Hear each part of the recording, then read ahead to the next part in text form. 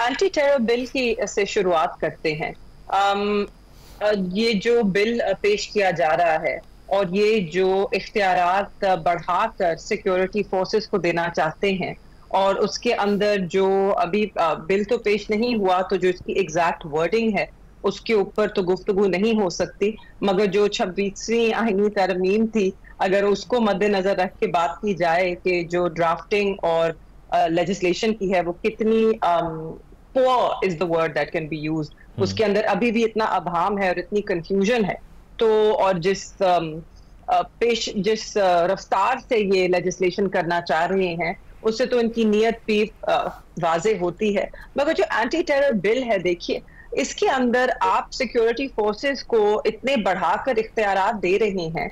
ये सिर्फ और सिर्फ इसलिए किया जा रहा है कि अभी जो लोग अगवा किए जाते हैं और वो मिसिंग करार दे दिए जाते हैं और अदालतों में उनके लवाहिकीन या उनके रिश्तेदार चक्कर लगाते रहते हैं, ये उस सब को बंद करने के लिए है।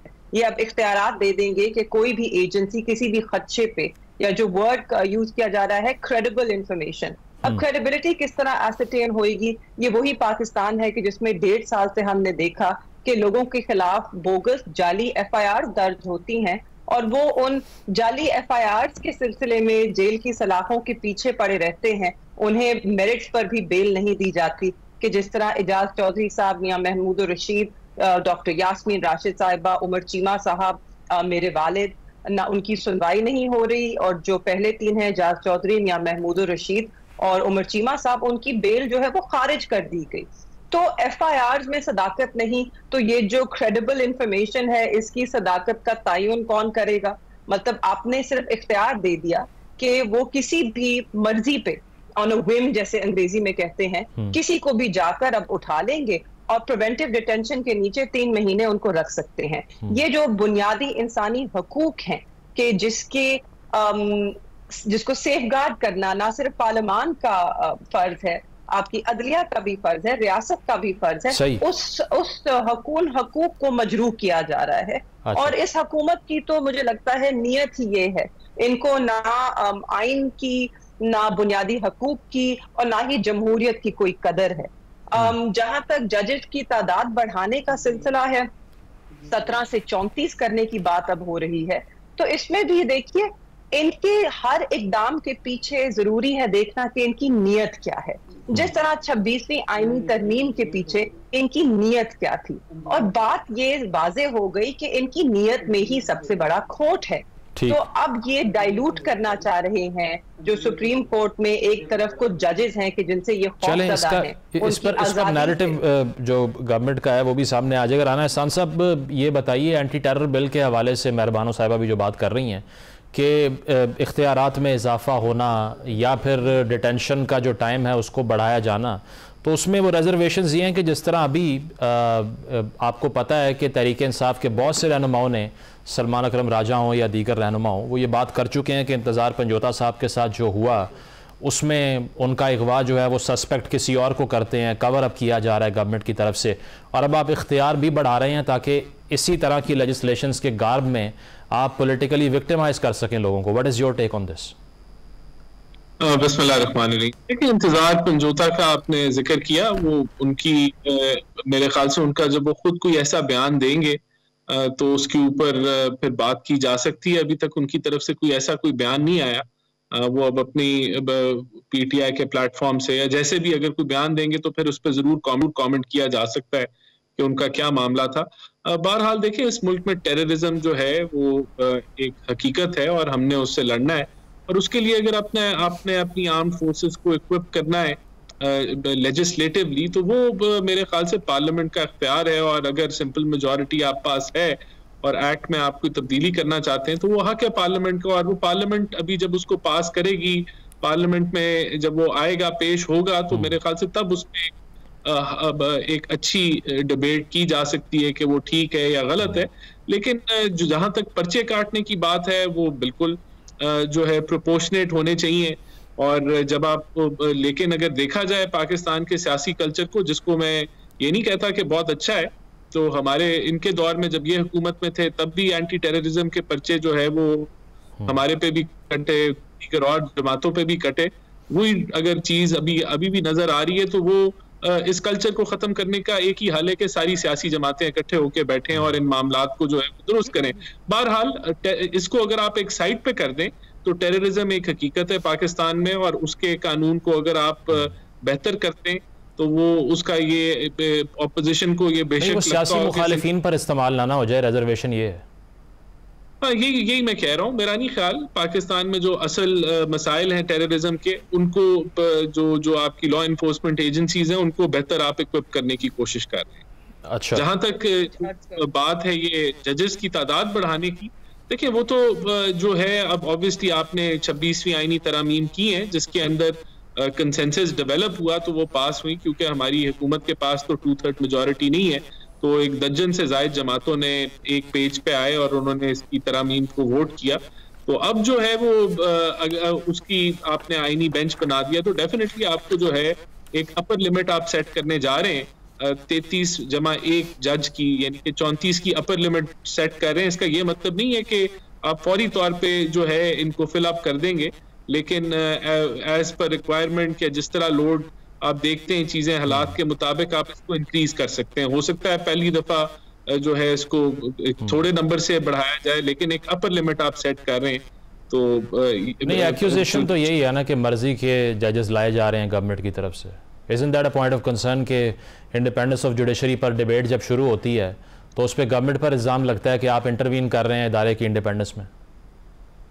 लेकिन दुनिया के अंदर ये हमने कोई नया ऐसा कोई चीज इजाद नहीं की जो जुडिशल कमीशन के थ्रू जो है वो अगर सिलेक्शन ऑफ जजेस होगा या जो भी मामलात हैं, तो ये कोई ऐसा हमने चीज जो है वो आईनी तरामीम नहीं की जो दुनिया में ऐसा मॉडल एग्जिस्ट ना करता हो।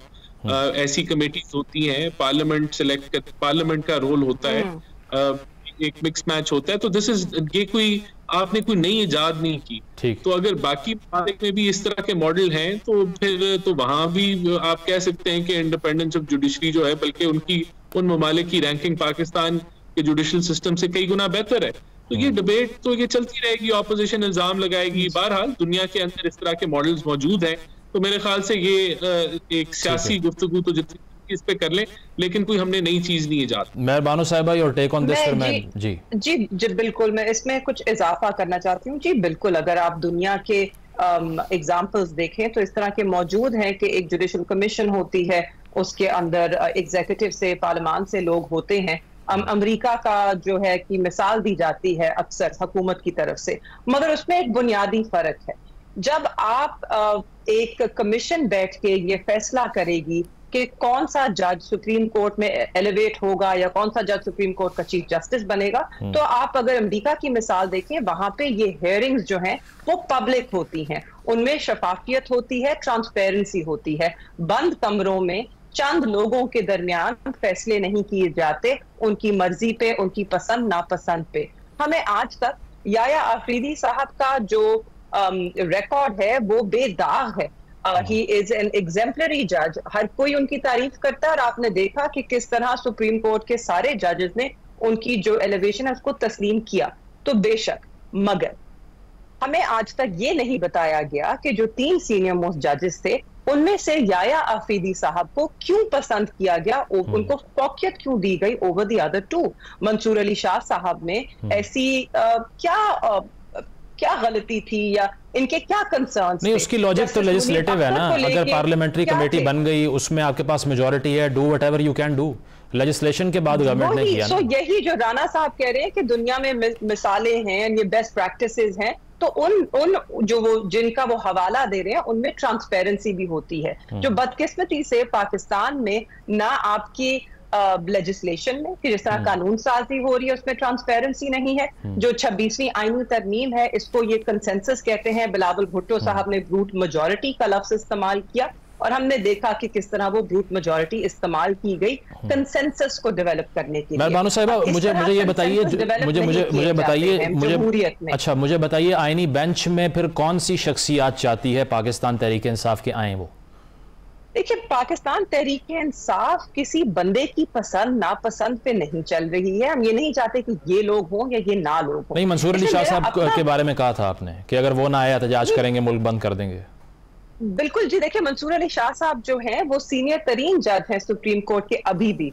उनको आईनी बेंचेस से बाहर रखना मेरे ख्याल में तो अच्छा। उसकी कोई तो क्या उसके पीछे मंतक नहीं होगा, उनको जरूर होना चाहिए है। आपने आईनी बेंचेस जो बनाई हैं, आपने जो अब उनको इख्तियारात दिए हैं, वो सुप्रीम कोर्ट के चीफ जस्टिस भी चैलेंज नहीं कर सकते, आई उनको फौकियत हासिल होगी सुप्रीम कोर्ट की डिसीजंस के ऊपर। जो कॉन्स्टिट्यूशनल मैटर्स हैं उसमें सिर्फ और सिर्फ आईनी बेंचेस देख सकेंगी। तो क्या इसमें फिर ये जरूरी नहीं है कि उन बेंचेस पे जो जजेस बैठे वो उन जजेस से जूनियर ना हो कि जिनको बेंचेस से बाहर रखा जा रहा है? और उसका कोई आप एक सेट कर ले स्टैंडर्ड कि जो आईनी बेंचेस पे जजेस होंगे, क्या उनका एक्सपीरियंस नहीं होना चाहिए है कॉन्स्टिट्यूशनल मैटर्स में कि वो पहले एडजुडिकेट कर सके हैं, और उनकी एक एक्सपीरियंस होना चाहिए ऑफ बीइंग अ जज।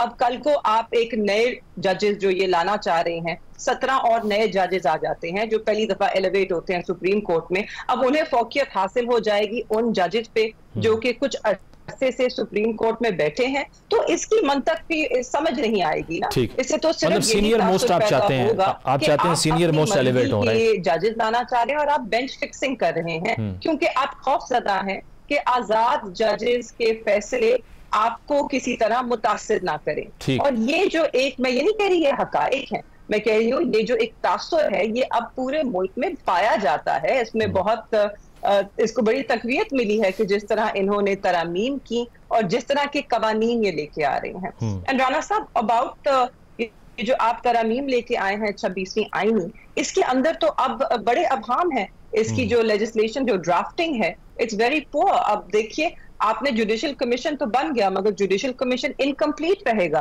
क्योंकि आपने उसमें ये लिख दिया कि जो सीनियर तरीन जज है आईनी बेंच का वो उसका हिस्सा होगा। ये लिखना भूल गए कि पहली दफा ऐसा नहीं होगा, पहले वो उसके बगैर चलेगा and therefore after that he will be included. So आपकी तरफ से जो लेजिस्लेशन कानून साजी हो रही है उसके पीछे इतनी सोच नहीं दिखाई देती, उसके पीछे खौफ जरूर दिखाई देती।